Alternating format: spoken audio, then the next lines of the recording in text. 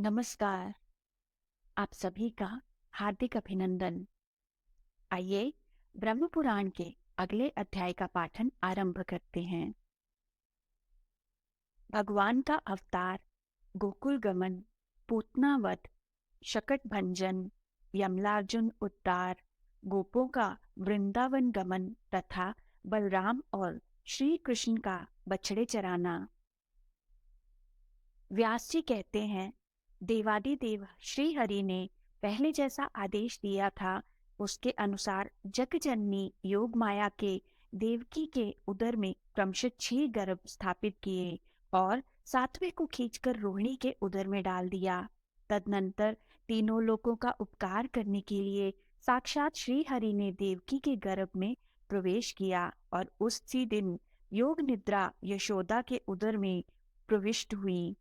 भगवान विष्णु के अंश के भूतल पर आते ही आकाश में ग्रहों की गति यथावत होने लगी। समस्त ऋतुएं सुखदायिनी हो गई। देवकी के शरीर में इतना तेज आ गया कि कोई उनकी ओर आंख उठाकर देख भी नहीं सकता था। देवतागण स्त्री पुरुषों से अदृश्य रहकर अपने उदर में श्री विष्णु को धारण करने वाली माता देवकी का प्रतिदिन सत्वन करने लगे। देवता बोले, देवी, तुम स्वाहा, तुम स्वधा और तुम ही विद्या, सुधा एवं ज्योति हो। इस पृथ्वी पर संपूर्ण लोकों की रक्षा के लिए तुम्हारा अवतार हुआ है। तुम प्रसन्न होकर संपूर्ण जगत का कल्याण करो। हमारी प्रसन्नता के लिए उन परमेश्वर को अपने गर्भ में धारण करो, जिन्होंने स्वयं संपूर्ण जगत को धारण कर रखा है। इस प्रकार देवताओं द्वारा की हुई स्तुति को सुनती हुई माता देवकी ने जगत की रक्षा करने वाले कमल नयन भगवान विष्णु को अपने गर्भ में धारण किया। तदनंतर वह शुभ समय उपस्थित हुआ, जबकि समस्त विश्व रूपी कमल को विकसित करने के लिए महात्मा श्री विष्णु रूपी सूर्य देव का देवकी रूपी प्रभात वेला में उदय हुआ। आधी रात का समय था। मेघ मंद मंद स्वर में गरज रहे थे। शुभ मुहूर्त में भगवान जनार्दन प्रकट हुए। उस समय संपूर्ण देवता फूलों की वर्षा करने लगे। विकसित नील कमल के समान श्याम वर्ण श्री वत्स चिन्ह से सुशोभित वक्ष स्थल वाले चतुर्भुज बालक को उत्पन्न हुआ देख परम बुद्धिमान वसुदेव जी ने उल्लासपूर्ण वचनों से भगवान का स्तवन किया और कंस से भयभीत होकर कहा, शंख चक्र एवं गदा धारण करने वाले देव देवेश्वर, मैंने जान लिया आप साक्षात भगवान हैं। परंतु देव, आप मुझ पर कृपा करके अपने इस दिव्य रूप को छिपा लीजिए। आप मेरे भवन में अवतीर्ण हुए हैं। यह बात जान लेने पर कंस अभी मुझे कष्ट देगा। देवकी बोली, जिनके अनंत रूप हैं, यह संपूर्ण विश्व जिनका ही स्वरूप है, जो गर्भ में स्थित होकर भी अपने शरीर से संपूर्ण लोकों को धारण करते हैं तथा जिन्होंने अपनी माया से ही बाल रूप धारण किया है, वे देव देव प्रसन्न हो। सर्वात्मन, आप अपने इस चतुर्भुज रूप का उपसंहार कीजिए। दैत्यों का संहार करने वाले देव देवेश्वर, आपके इस अवतार का वृतांत कंस ना जानने पाए। श्री भगवान बोले, देवी, पूर्व जन्म में तुमने मुझ जैसे पुत्र को पाने की अभिलाषा से जो मेरा सत्वन किया था, वह आज सफल हो गया, क्योंकि आज मैंने तुम्हारे उदर से जन्म लिया है। मुनिवरों, यूं कहकर भगवान मौन हो गए तथा वसुदेव जी भी रात में ही उन्हें लेकर घर से बाहर निकले। वसुदेव जी के जाते समय पहरा देने वाले मथुरा के द्वारपाल योग निद्रा के प्रभाव से अचेत हो गए थे। उस रात में बादल वर्षा कर रहे थे। यह देख शेष नाग ने छत्र की भांति अपने फणों से भगवान को ढक लिया और वे वसुदेव जी के पीछे पीछे चलने लगे। मार्ग में अत्यंत गहरी यमुना बह रही थी। उनके जल में नाना प्रकार की सैकड़ों लहरें उठ रही थी, किंतु भगवान विष्णु को ले जाते समय वे वसुदेव जी के घुटनों तक होकर बहने लगी। वसुदेव जी ने उसी अवस्था में यमुना को पार किया। उन्होंने देखा, नंद आदि बड़े बूढ़े गोप राजा कंस का कर लेकर यमुना के तट पर आए हुए हैं। इसी समय यशोदा जी ने भी योग माया को कन्या रूप में जन्म दिया, परंतु वे योग निद्रा से मोहित थी, अतः पुत्र है या पुत्री इस बात को जान ना सकी। प्रसूति गृह में और भी जो स्त्रियां थी वे सब निद्रा के कारण अचेत पड़ी थी। वसुदेव जी ने चुपके से अपने बालक को यशोदा की शैया पर सुला दिया और कन्या को लेकर तुरंत लौट आए। जागने पर यशोदा ने देखा मेरे नील कमल के समान श्याम सुंदर बालक हुआ है। इससे उन्हें बड़ी प्रसन्नता हुई। वसुदेव जी भी कन्या को लेकर अपने घर लौट आए और देवकी की शैया पर उसे सुलाकर पहले की भांति बैठ रहे। इतने में ही बालक के रोने का शब्द सुनकर पहरा देने वाले द्वारपाल सहसा उठकर खड़े हो गए। उन्होंने देवकी की संतान होने का समाचार कंस से निवेदन किया। कंस ने शीघ्र ही वहां पहुंचकर उस बालिका को उठा लिया। देवकी रुंधे हुए कंठ से छोड़ो, छोड़ दो इसे, यूं कहकर उसे रोकते ही रह गई।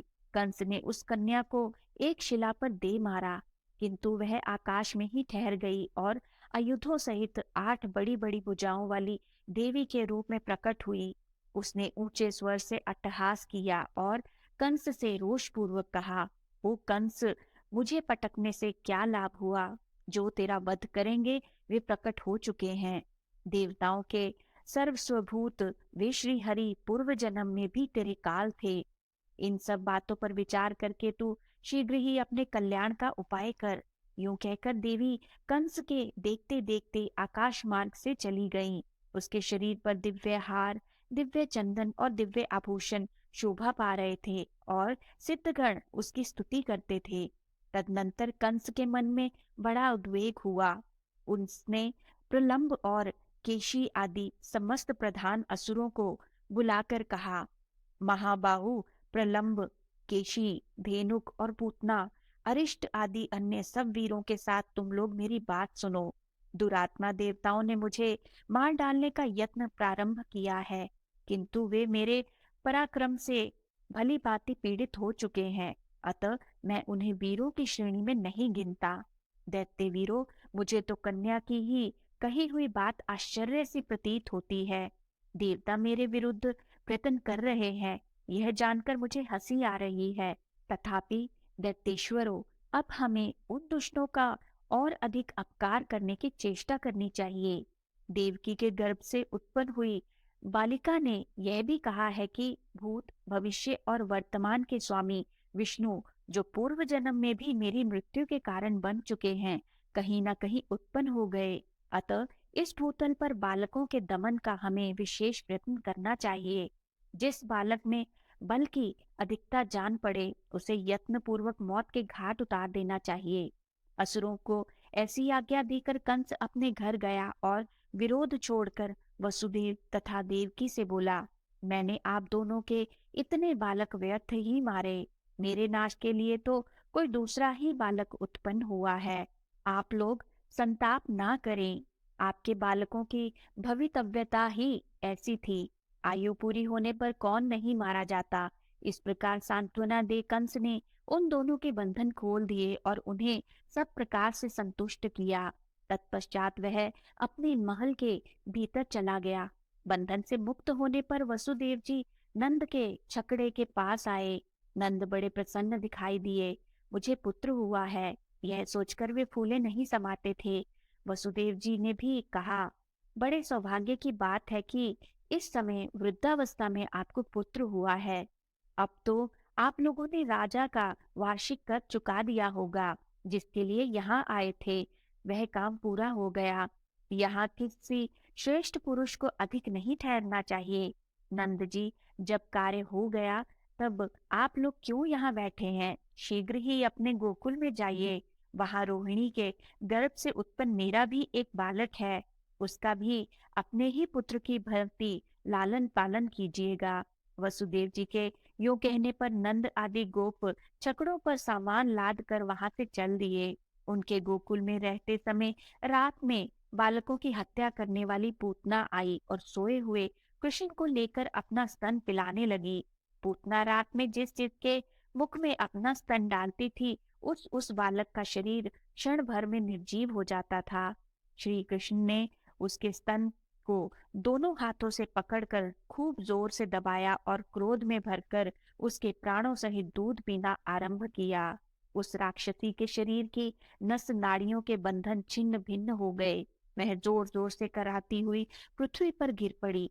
मरते समय उसका शरीर बड़ा भयंकर हो गया। पूतना का चित्कार सुनकर समस्त व्रजवासी भय के मारे जाग उठे।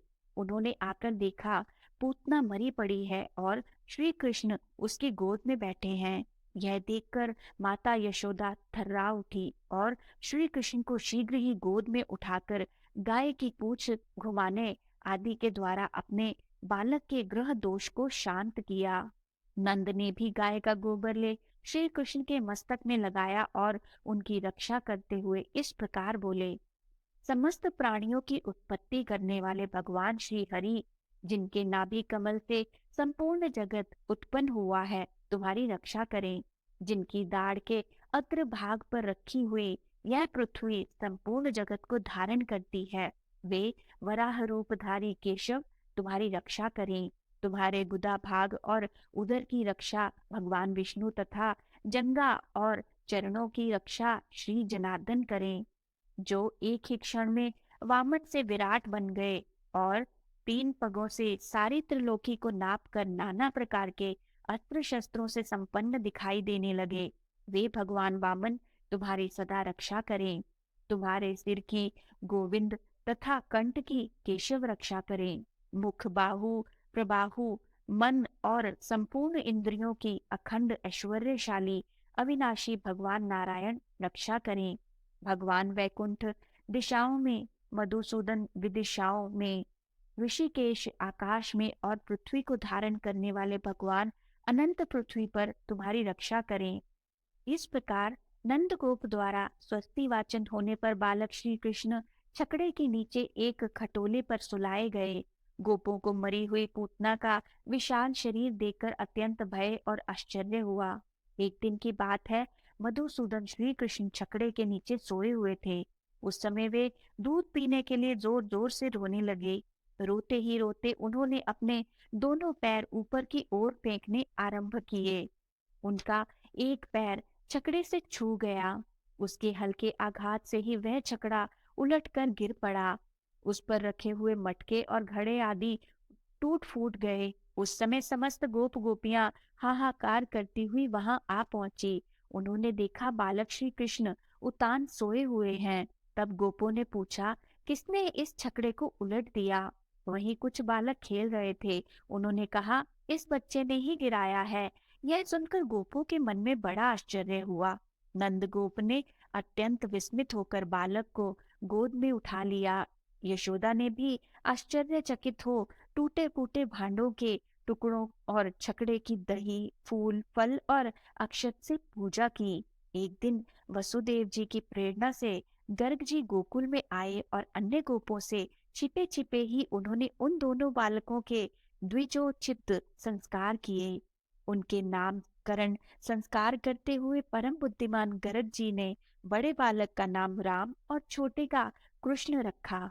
थोड़े ही दिनों में वे दोनों बालक महाबलवान के रूप में प्रसिद्ध हो गए। घुटनों के बल से चलने के कारण उनके दोनों घुटनों और हाथों में रगड़ पड़ गई थी। वे शरीर में गोबर और राख लपेटे इधर उधर घूमा करते थे। यशोदा और रोहिणी उन्हें रोक नहीं पाती थी।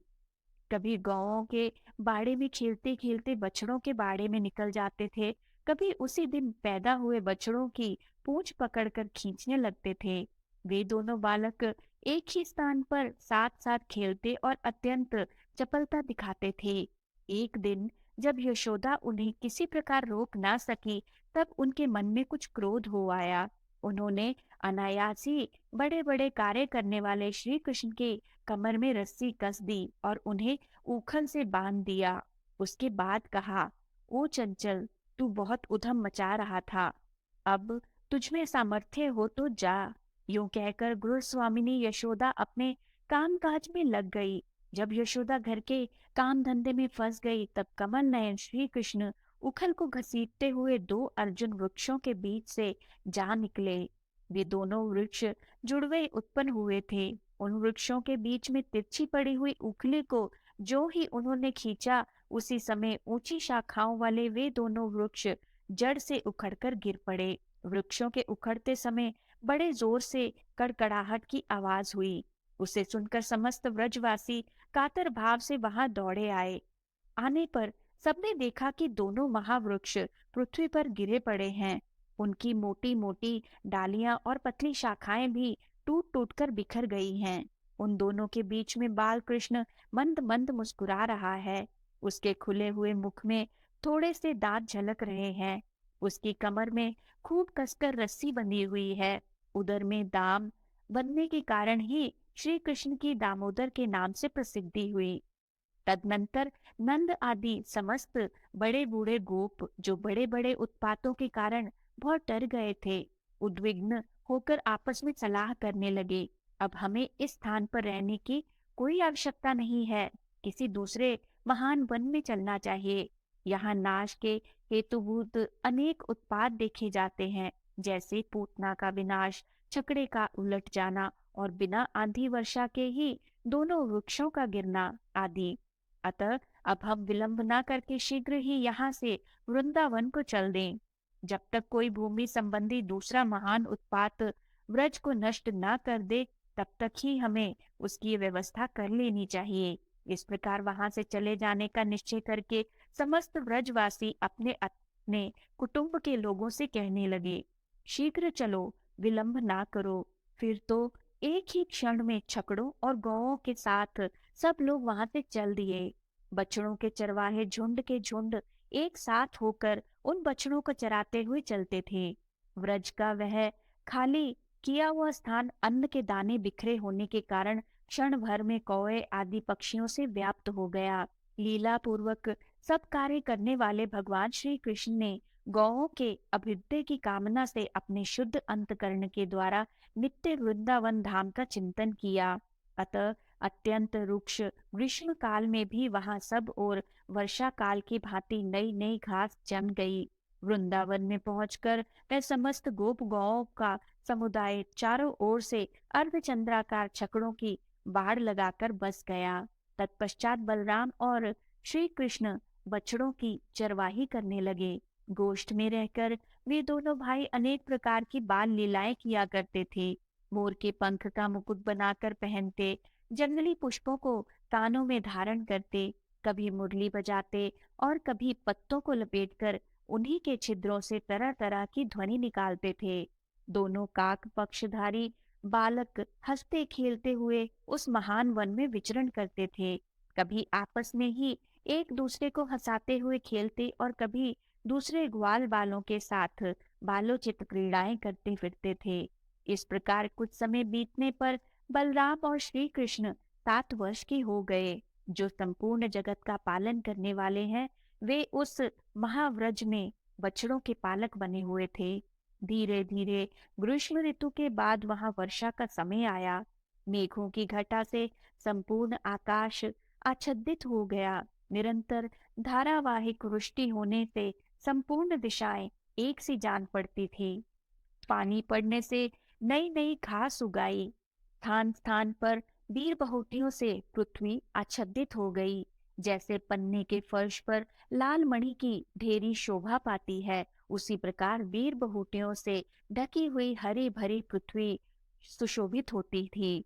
जैसे नूतन संपत्ति पाकर उद्धत मनुष्यों के मन कुमार्ग में प्रवृत्त होने लगते हैं, उसी प्रकार वर्षा के जल से भरी हुई नदियों का पानी बाढ़ तोड़कर तट के ऊपर से बहने लगा।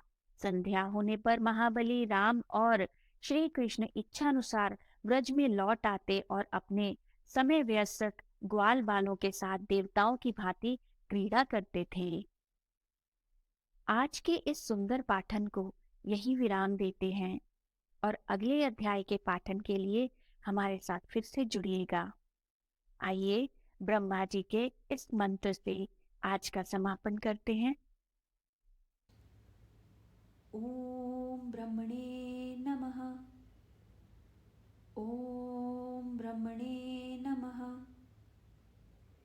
ओम ब्रह्मणे नमः। ओम ब्रह्मणे नमः। ओम ब्रह्मणे नमः। नमः। ॐ ब्रह्मणे नमः। धन्यवाद।